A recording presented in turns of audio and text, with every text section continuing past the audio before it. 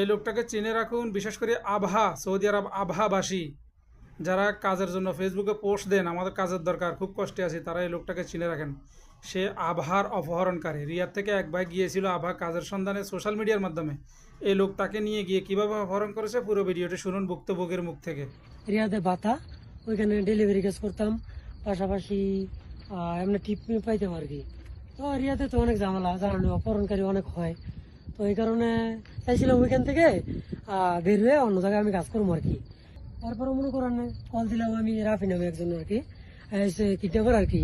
আগে তো জানতাম না, রাফিরা চিনি আমি ফেসবুক থেকে আর কি।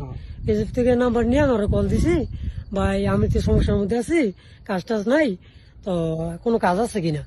তারপরে ওই আমার ওখান থেকে নক দিছে, ভাই আমার কাছে একটা হাতে কাজ আছে, ইউনিভার্সিটির কাজ, 9 ঘন্টা ডিউটি, আর সকাল 6টা বাজে নিয়ে যাবে, আর 4টা বাজে আবার নিয়ে আইবো আর কি।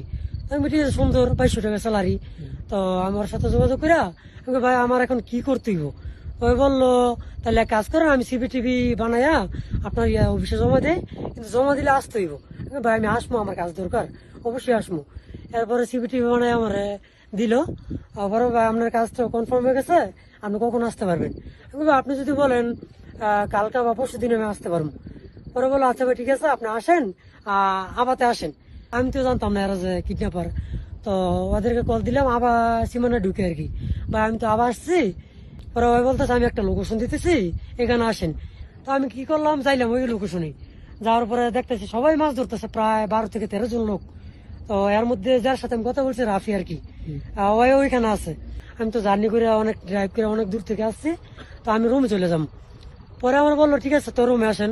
তো একটা মানে 3 রুমের একটা রুম আর কি।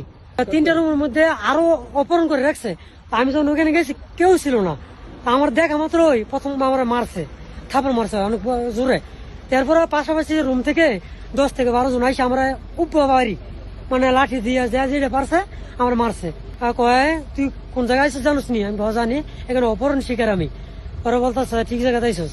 কি কি নিছে? আমার নিচে 2টা মোবাইল, দামি দামি মোবাইল, 1 লাখ টাকার মতন আর কি।